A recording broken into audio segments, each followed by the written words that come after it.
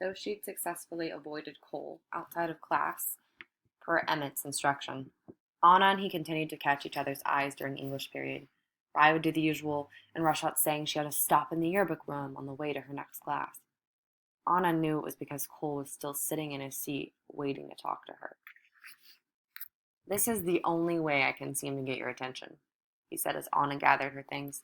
"I'm just going to sit here and refuse to move, regardless of whether someone else needs a seat for the next period or I get detention for ditching gym. It'll all be on you." "I'm not avoiding you." "Yes, you are." "Okay, I am," she said, slinging her backpack onto her shoulder. "Can we talk while I walk to biology? Unlike you, I can't ditch." He stood up and looked at her in the way that made her want to ditch the whole rest of the school day. "I like your sparrow sweater," he said. "Thanks. Sparrows are good or bad luck, depending on what you believe." "What do you believe?" "That we shouldn't be talking." He grabbed her hand and led her to the back doors, pushing them open. "Cole, I can't be late," she warned. "Then go back in." They stood alone outside. Cole crossed his arms and waited for her to speak. "Emmett said I can't see you anymore." "So?" "So that's a rule I can't break. I don't get a slap of the hand by mommy. I get sent back to LA. He shook his head. "I get that my mom made a small misunderstanding into a huge situation, but it's not like she or Emmett is going to come pry us apart at school." "And when will we see each other? You eat lunch with your same crowd, and Rye and I have ours. Not that you've ever tried to sit with us. We can see each other in English class," she said, wishing she hadn't said any of it. The bell rang. Anna closed her eyes and shook her head. "I'm sorry I made you late," he said, moving closer to her. "And since we're late for real, why don't we just stay late?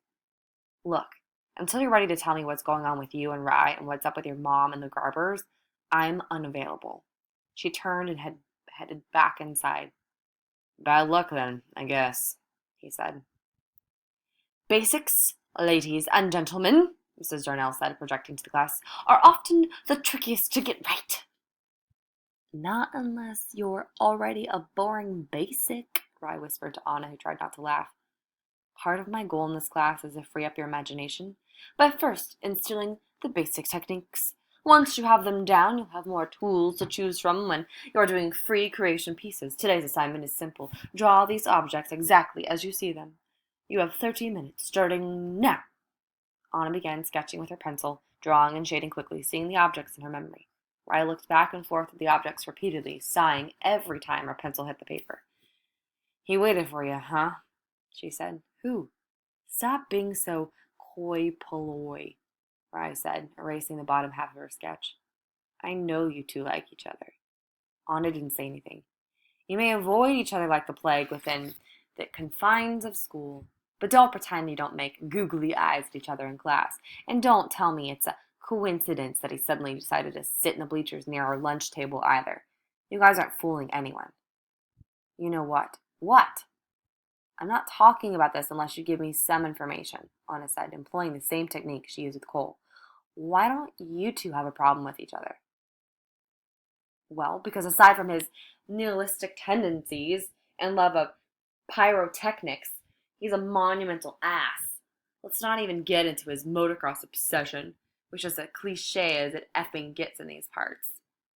"So what? Maybe you're into the same things. I don't think he's a terrible person." Anna didn't know why she felt the need to defend him. "You're always going on about how you wish people saw you differently. Maybe he feels the same." "You don't know him as well as I do." "Well, how well do you two know each other?" Something about the thought of Ryan Cole knowing each other well made Anna nauseated all of a sudden. "He was sort of my best friend before you." "What?" "Yeah, we hung out all the time, but not at school. We're into the same stuff, so we'd listen to music or chill by a beach sometimes. He went and told everyone I was quote unquote not into dudes, and everything changed. He was drunk at his bonfire party at his house, which isn't an excuse if you're truly someone's friend, and they asked you to keep it a secret. Anyway, he told someone, you told someone else, and so on and so forth, and now I'm a freaking piranha in this school." "Pariah?" "That's what I meant, but both work." "Did he apologize?" "Sort of. It was the end of the year, and then he went away, but let me tell you, no one's forgotten. Jim Tilson called me psych dyke in the hall the other day, and Kelsey Weaver has made more than a few comments in the girls' locker room. Time, class, Mrs. Darnell said, making her rounds. Rye Moon, I'm starting with you. Rye handed Mrs. Darnell her simple line drawings of each of the three shapes. What is this? It's minimalism, which is how I see them. Where is the shading, the shadows? You would do well to spend more time concentrating and less time talking.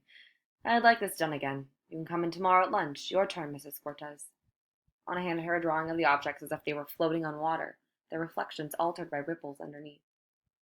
This is an interesting concept, but the exercise was to draw the objects in an exact manner to the best of your abilities. The objects are what they are. They don't exist on another plane or in another dimension. But I thought it was so much more interesting this way. Know the rules before you break them, Mr. Darnell said, handing the sketch back. You will join Miss Moon tomorrow for lunch, and there will be no talking. Oops, Rye said when Mrs. Darnell walked away.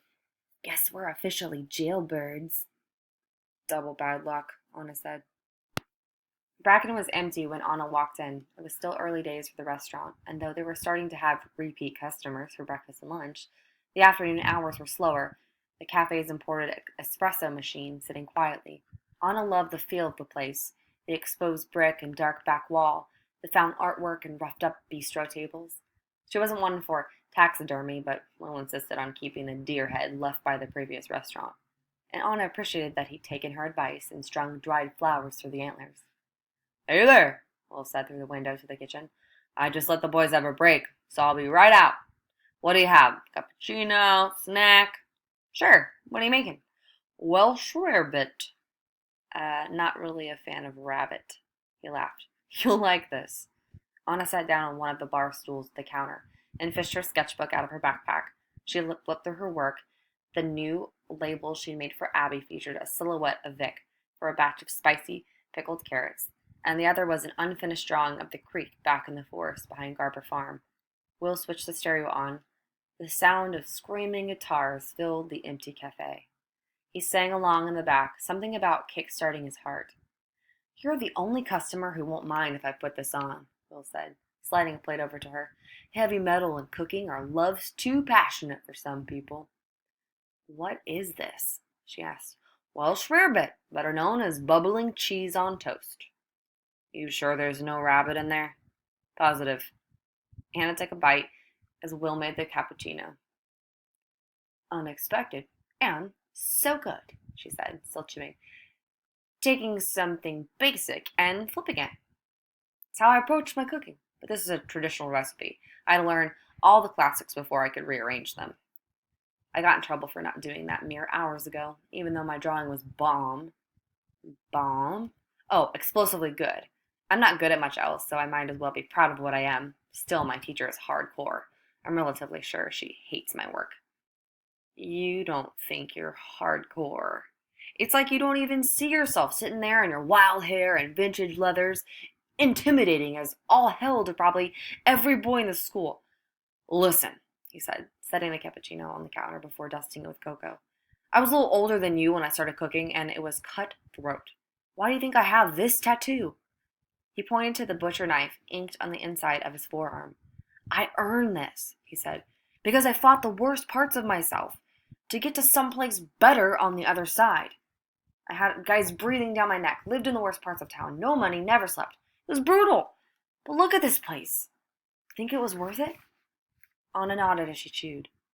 Believe in your work and listen to the people who know better than you do. And what am I supposed to do when I'm on my own? Follow your instincts and kick some ass. You got plenty of time, kid. Until then, listen to Abby. But I've only got a few more months. The door of the cafe opened and shut. Will leaned back from the counter, his entire face and body erupting into a grin.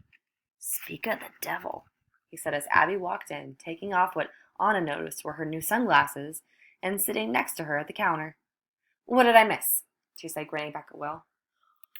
We're eating rabbit and listening to metal, he said with a wink. Can I get you anything? Just making a quick pit stop on the way home. Take your time, Anna, she said, heading for the restrooms across the cafe. Anna took a gulp of her cappuccino. Want to know a secret? Will asked tenderly. Always. You know who else got me through those dark moments back in the day? Who? He pointed toward the restrooms.